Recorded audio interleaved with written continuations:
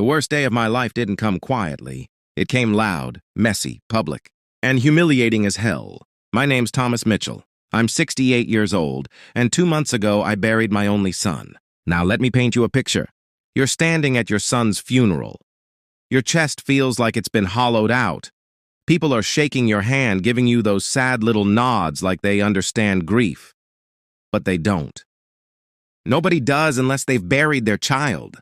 And right when you think it can't get worse, your daughter-in-law leans in, looks you dead in the eye, and says, "Tom, you need to stop crying. Pull yourself together and start figuring out where you're gonna go." At first I thought I heard her wrong. But no. Victoria didn't whisper it out of concern. She said it like she was giving instructions to a problem she was tired of dealing with. Then she added, just loud enough for a few people nearby to hear, "You can't stay in my house forever." My house. That's when something inside me didn't break. It clicked. I didn't argue, didn't raise my voice, didn't defend myself. I just looked at her, nodded, and walked away. See, people think silence means weakness. They couldn't be more wrong. Sometimes silence just means you're deciding how hard you're about to hit back. Now let's rewind a bit, because this didn't start at the funeral. Oh no. The signs were there way before that. I just ignored them. When my son David died in that car accident, everything changed overnight. Victoria stepped in like she was running a business, not mourning a husband. "Don't worry about anything, Tom," she told me the day after. "I've got it all handled." Handled, that word should have been my first warning, because what she really meant was, stay out of my way. At the funeral home, she made every single decision. The coffin, the flowers, the guest list, even the music. Now, David had a favorite song. We used to play it when we were building the house together back in '87. It meant something, so I suggested it. She didn't even let me finish. "That's too depressing," she cut in. "We need something more uplifting." More uplifting? At a funeral. I just sat back down. Because again, silence. At the reception, things got worse. We were back at the house. Yeah, that house. The one she was already acting like she owned. She pulled me into the kitchen like we were about to have some serious heart-to-heart. But it wasn't that. Not even close. "Tom," she said, crossing her arms, "we need to talk about your situation." My situation? Funny how people use soft words to deliver hard insults. "What situation?" I asked. She sighed like I was slow. "You've been financially dependent on David, and now that he's gone," she shrugged, "I can't carry that burden." Burden. That word hit different. Still, I kept my voice steady. "I see." She nodded like she'd just handled something important. "I've been more than generous letting you stay here," she continued. "But this house is mine now. Everything is mine. David left it to me." I nodded again. Slow, calm, controlled. Because right then, I realized something she didn't. She had no idea what she was talking about. See, Victoria thought she had the full picture. She didn't even have the frame. She thought, David owned the house. David paid the bills. David supported me. And now that David was gone, she thought she was inheriting a whole life. But here's the truth. David never owned a single inch of that house. Not one nail. Not one brick. Not one damn square foot. I built that house. 1987 paid cash for the land. Supervised every day of construction. Installed half the damn interior myself. That place wasn't just a house. It was my life's work. My wife Margaret and I built it from scratch, raised our son in it, filled it with memories. And now this woman, who had been there barely 8 years, was trying to erase all of that like it was outdated furniture. But that's not even the craziest part. The craziest part? She actually believed I was broke. And honestly, I could see why.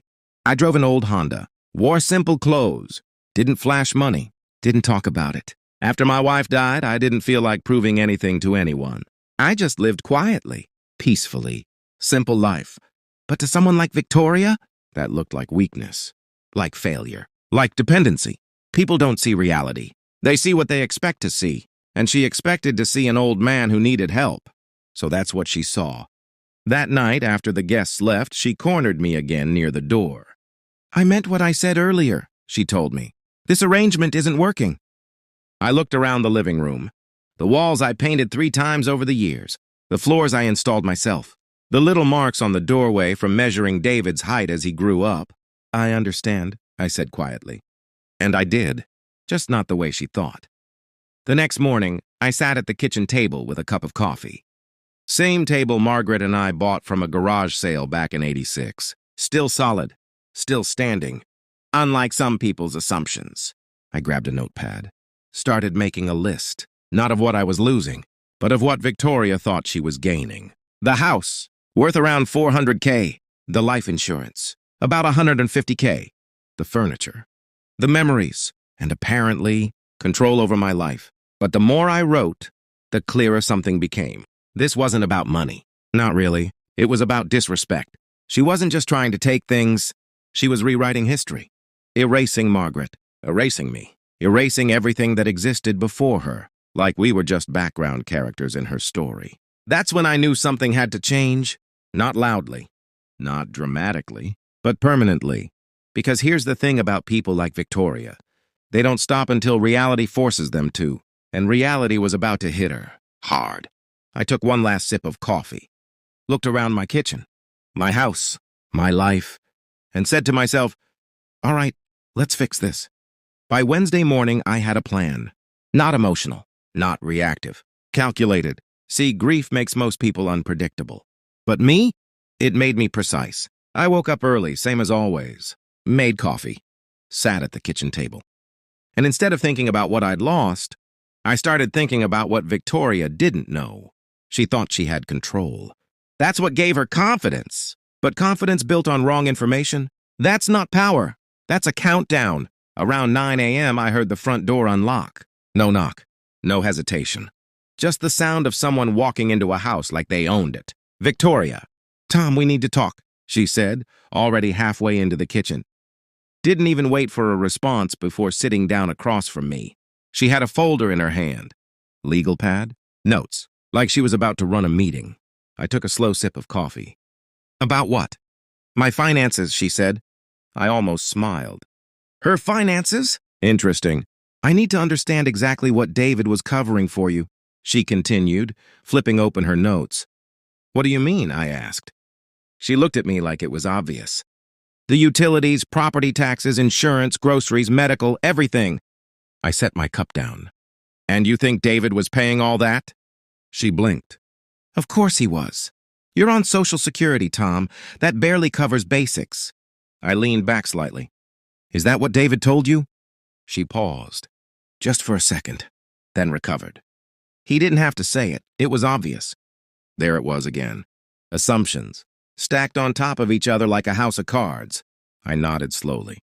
And how exactly was he paying? What do you mean? Did you see him pay the property taxes? They were probably automated. Did you see the bills? We kept our finances separate. Did you ever see a deed to this house? Her pen stopped moving. Now we were getting somewhere. I don't need to see a deed, she snapped. David inherited this house. I tilted my head slightly. Did he? Yes, when your wife passed. Did you see paperwork for that? She hesitated again. Longer this time. I don't need paperwork, she said, but her voice had lost some of its edge. That's just how it works. I stood up, walked to the sink, rinsed my cup, gave her time to sit with that. You've made a lot of assumptions, Victoria, I said calmly. They're not assumptions, they're facts. Facts require proof. I don't need proof for something that obvious. I turned around. Then prove it. Silence. Real silence this time. Not the kind people use to avoid conflict. The kind that shows up when confidence starts cracking. Fine, she said, standing up. Show me the deed. I dried my hands slowly. I don't have to prove anything to you. Yes, you do. I'm David's wife. And I'm the man who built this house. That landed hard. She stared at me like she was trying to figure out if I was bluffing. I wasn't, but I didn't need to say more. Not yet. You have until November 15th, she said finally, grabbing her folder. After that, I'm changing the locks. I nodded. We'll see. She stopped at the doorway, turned back. We'll see what? I gave her the smallest smile. The truth has a way of showing up. And with that, she left. That afternoon, I did something I hadn't done in months. I went down to the basement. Now, most people's basements, they're storage, boxes, old junk, forgotten things. Mine was a vault, 4 metal filing cabinets, decades of records. Organized, labeled, every receipt, every contract, every legal document. I was a CPA for 40 years. I didn't throw things away. I archived them. I opened the bottom drawer, 1980s, and there it was. A folder labeled 47 Maple Street. I pulled it out, set it on the table, opened it. First document, Land Purchase Agreement, March 1987. Buyer, Thomas Mitchell. Amount paid in full. Second document, Construction Contract, Custom Home Build, all under my name. Third document, the one that mattered most, Property Deed. Owner, Thomas Mitchell. No co-owner. No transfer. No inheritance. No David. I just sat there for a moment. Not surprised. Not emotional. Just steady. Because everything Victoria believed, it collapsed with one sheet of paper. But I wasn't done. Not even close. I checked the next drawer. 1990s. Same pattern. Tax records. All paid by me. Insurance. My name. Utility accounts. Mine. 2000s. 2010s. 2020s. Nothing changed. Because ownership doesn't magically transfer just because someone assumes it does. Then I opened the last folder. The one no one knew about. Trust documents, private. I took a breath, opened it. Inside was something Victoria never even imagined. The Thomas and Margaret Mitchell Family Trust, created in 1985, before David was even born. I flipped through the pages, then found the number. Balance, $850,412. Yeah, definitely not broke. Then came the real twist. David's name, listed under beneficiary, conditional. Not owner, not controller, not decision maker, meaning everything he had access to, came through me. Education, funded by the trust. Wedding, funded by the trust. Support, also from the trust. Victoria thought David was supporting me. Reality, I was supporting both of them. And then, the final piece, life insurance policy, amount, $150,000, beneficiary, the trust. Not Victoria, not even close. I leaned back in my chair, exhaled slowly. She wasn't inheriting a house. She wasn't getting insurance money. She wasn't taking control of anything. She had built her entire plan on something that never existed. And the worst part? She didn't even bother to check. I closed the folder, locked the cabinet, and went back upstairs. Made a sandwich, sat at the table again, same spot, same house, same calm. Now I had everything I needed. Proof, leverage, truth. The only question left was how I wanted to use it. Because I could have ended it right there. Called her, explained everything, watched her panic in real time. But no, that wouldn't teach the lesson. Some people don't learn from being told. They learn from consequences. And Victoria, she needed consequences. I checked the calendar. November 1st. 2 weeks until her deadline. I smiled slightly. She thought she was running out my time. Turns out, she was running out of hers. By Thursday morning, everything was in motion. Not loudly, not dramatically, just efficiently. I made one phone call. That's all it took. Margaret Collins, my attorney for over 20 years. Sharp mind, no nonsense. The kind of person you want in your corner when things get real. Tom, she said after I explained everything, you've been very patient. I'm done being patient. Good, she replied, because legally this is very simple. I almost laughed. Simple. Yeah, for her maybe. For Victoria, this was about to get complicated real fast. We set a meeting for the next morning. Her office. 10 a.m. And I told her one more thing. I want witnesses. There was a pause. What kind of witnesses? The same people she tried to impress while disrespecting me. Margaret understood immediately. Got it, she said. We'll handle it. That night, I slept better than I had in weeks. Not because the pain was gone. It wasn't. You don't get over losing your child. You just learn how to carry it. But for the first time since the funeral, I wasn't being treated like I didn't matter. And that made all the difference. Friday morning, 10 a.m., we walked into Victoria's real estate office. Together. She was at her desk. Big smile. Talking to a young couple. Selling a house, selling confidence, selling control. Until she saw me. And Margaret. That smile, gone. Instantly. Tom, she said, standing up. What are you doing here? We need to talk. I'm with clients. It can't wait, Margaret said calmly, stepping forward. Margaret Collins, attorney at law. That word hit like a switch. Attorney. The couple exchanged a look. You could practically hear their thoughts. Yeah, we're not getting in the middle of this. Maybe we should come back, the guy said. Wait, no. Victoria tried, but they were already heading out. Just like that. First crack. The office got quiet. Not silent, but that kind of quiet where everyone pretends to work while listening to every word. Victoria forced a smile. Tom, we can talk later. No, I said, we're talking now.